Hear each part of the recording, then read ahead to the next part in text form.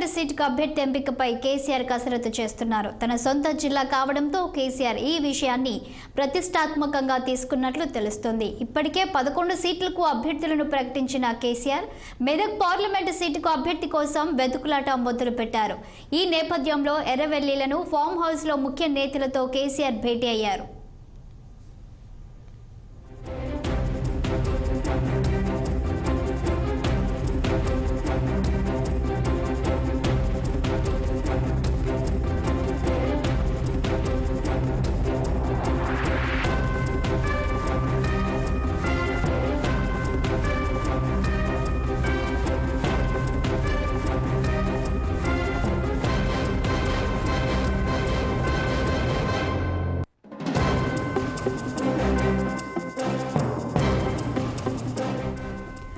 Medak parliament సీటుకు అభ్యర్థి ఎంపికపై కేసీఆర్ కసరత్తు చేస్తున్నారు. తన సొంత జిల్లా కావడంతో కేసీఆర్ ఈ విషయాన్ని ప్రతిష్టాత్మకంగా తీసుకున్నట్లు తెలుస్తుంది.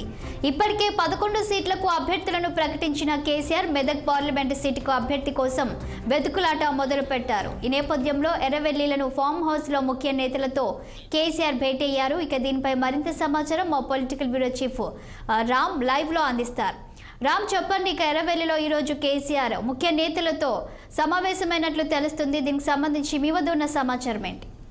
Good afternoon Shalini. ఏదైతే వచ్చే ఎన్నికల్లో పార్లమెంట్ ఎన్నికల్లో అభ్యర్థుల ఎంపికపై ఇంకా కేసీఆర్ కసరత్తు చేస్తూ ఉన్నారు. ఇప్పటికే 11 పార్లమెంటు స్థానాలకు అభ్యర్థులను ప్రకటించిన కేసీఆర్ ఈరోజు 2 స్థానాలకు అభ్యర్థులు ప్రకటించారు. ఒకటి మెదక్ ప్రస్తుత ఎమ్మెల్సీ వెంకట్రామరెడ్డి, మాజీ ఐఏఎస్ అధికారి, అదేవిధంగా నాగర్ కర్నూలు ఎంపీ స్థానానికి మాజీ ఐపీఎస్ అధికారి, బీఎస్పీ నుంచి బీఆర్ఎస్లో చేరిన ఆర్ఎస్ ప్రవీణ్ కుమార్లను మాజీ ఐఏఎస్, మాజీ ఐపీఎస్ క్యాడర్ చెందిన అభ్యర్థులను కూడా ఈరోజు మెదక్ ఎంపీ స్థానానికి ఎమ్మెల్సీ వెంకట్రామరెడ్డితో పాటు నాగర్ కర్నూలు ఎంపీ స్థానానికి ఆర్ఎస్ ప్రవీణ్ కుమార్ను అధికారికంగా ప్రకటించారు. దీంతో అభ్యర్థుల సంఖ్య 13కు చేరింది. ఇంకా 4 స్థానాలు మాత్రమే ప్రకటించాల్సింది. ఒకటి నల్గొండ, భువనగిరి, తర్వాత సికింద్రాబాద్, హైదరాబాద్. ఈ 4 స్థానాలకు మాత్రమే అభ్యర్థులను ప్రకటించాలి. ఇప్పటికే సికింద్రాబాద్లో ప్రస్తుత సికింద్రాబాద్ ఎమ్మెల్యే, మాజీ డిప్యూటీ స్పీకర్, మాజీ మంత్రి పద్మారావు గౌడ్ పేరును సీరియస్గా పరిశీలిస్తున్నారు. అదేవిధంగా భువనగిరి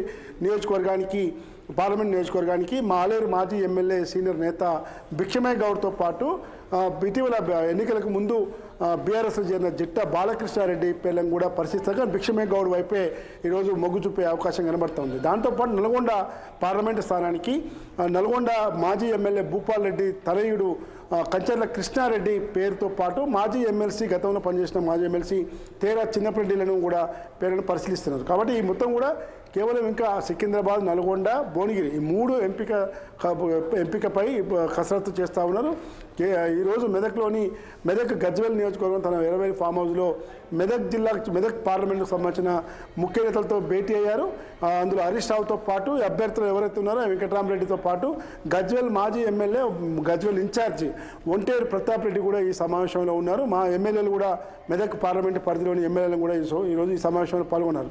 అయితే ఇప్పటికే చాలామంది అభ్యర్థులను 11 మంది, ఈరోజు 2 అభ్యర్థులు, మొత్తం 13 మంది అభ్యర్థులను ప్రకటించినప్పటికీ చాలామంది ఇంకా ప్రచారంలో వెనుకంజ వేస్తూ ఉన్నారు. ఇప్పుడు కేవలం కరీంనగర్ అభ్యర్థి వినోద్ కుమార్తో పాటు మల్కాజ్గిరి అభ్యర్థి గ్రాగి లక్ష్మణరెడ్డిని మాత్రమే ప్రచారంలో ముందుకు పోతూ ఉన్నారు. ఇంకా చాలా చోట్ల ప్రచారానికి ఇంకా వాళ్ళు వెనుకంజ వేస్తున్నారు. ఎందుకంటే బీఆర్ఎస్లో చాలా పరిణామాలు జరుగుతూ ఉన్నాయి. బీఆర్ఎస్ పార్టీ నుంచి కొంతమంది సిట్టింగ్ ఎంపీలు ఈరోజు కాంగ్రెస్లో చేరారు. అదేవిధంగా ఎమ్మెల్యే కూడా కాంగ్రెస్లో చేరారు. కొంతమంది మాజీ నేతలు కూడా కాంగ్రెస్ పార్టీ చేరుతూ ఉన్నారు. ఈ పరిణామాలపై కేసీఆర్ ఎప్పటికెప్పుడు ఆరాధిస్తున్నప్పటికీ కూడా వచ్చే లోక్సభ ఎన్నికల్లో ఖచ్చితంగా ఒక బలమైన పార్టీగా, బలమైన అభ్యర్థులుగా రంగంలోకి దించేది మాత్రం కొంత వెనుకంజ వేసిన తెలుస్తూ ఉంది. అభ్యర్థులను పోటీలో పెట్టాలి కాబట్టి, ఖచ్చితంగా చేయాలి కాబట్టి పోటీ చేసినట్టే కనబడతా ఉంది బీఆర్ఎస్ పార్టీ. ఓవైపు కాంగ్రెస్, బీజేపీ అభ్యర్థుల వెతుకులాట కోసం కానీ, బలమైన అభ్యర్థుల కోసం పెద్ద ఎత్తున కసరత్తు చేస్తున్న తరుణంలో బీఆర్ఎస్ పార్టీకి ఈ లోక్సభ ఎన్నికలు కొంత ఇబ్బందికరమైన పరిస్థితి తెచ్చే అవకాశం ఉంది. కాబట్టి ఇప్పటికే ఎమ్మెల్సీ కవిత ఓవైపు మద్యం కుంభకోణం కేసు విషయంలో ఈడీ విచారణలో ఇరుక్కుంది. ప్రస్తుత ఎంపీ అభ్యర్థులు కొంతమంది కూడా చివరి వరకు ఉంటారా లేదా అనే అనుమానం కూడా బీఆర్ఎస్లో కలుగుతుంది. కాబట్టి నామినేషన్లు దాఖలు చేసే నాటికి కరెక్ట్గా అభ్యర్థులు అందరూ వీళ్ళే ఉంటారా, లేదు ఇంకెవరైనా మారుతారా అనేది కూడా చర్చనీయాంశమైంది. ఖమ్మం పార్లమెంట్ అభ్యర్థిగా ప్రకటించిన నామా నాగేశ్వరరావు కూడా ఊగిసలాట్లో ఉన్నట్టు తెలుస్తూ ఉంది. మొత్తం మీద ఈరోజు 13 మంది అభ్యర్థులను ప్రకటించిన కేసీఆర్ ఇంకా 4 కోసం ఇంకా 4 పార్లమెంట్ స్థానాలకి అభ్యర్థులను వెతుకులాటలో పనిలో ఉన్నాడు.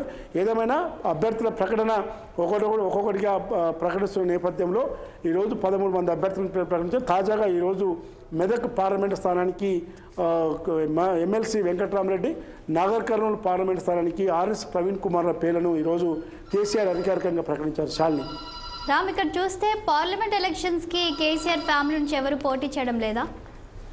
అంటే ప్రస్తుతం కేసీఆర్ ఫ్యామిలీ నుంచి కూడా ఎవరు కూడా ఈరోజు ప్రస్తుత పరిస్థితుల్లో పోటీలో నిలబడే అవకాశం లేదు. ఎందుకంటే కేటీఆర్ పార్టీ వర్కింగ్ ప్రెసిడెంట్గా ఉన్నాడు, ఆల్రెడీ సిరిసిల్ల ఎమ్మెల్యేగా ఉన్నాడు, హరీష్ రావు ముఖ్యమైన నేతగా ఉన్నాడు, ఆల్రెడీ సిద్దిపేట ఎమ్మెల్యేగా ఉన్నాడు, కేసీఆర్ కూడా గజ్వెల్ అసెంబ్లీ నియోజకవర్గం నుంచి గెలుపొందాడు, ఆయన బీఆర్ఎస్ పార్టీ అధినేతగా ఉన్నాడు. మరోవైపు నిజామాబాద్ నుంచి పోటీ దించాలనుకున్న కవిత ఈరోజు లిక్కర్ కేసులో ఇరుక్కొని ఈడీ విచారణ చుట్టూ తిరుగుతూ ఉంది. కాబట్టి ఈరోజు దాదాపు అన్ని పార్లమెంట్ స్థానాలకు ప్రకటించిన నేపథ్యంలో కేసీఆర్ కుటుంబం నుంచి కేసీఆర్, హరీష్ రావు, కేటీఆర్, కవిత ఎవరు కూడా పోటీ చేయడం. Thank you Ram.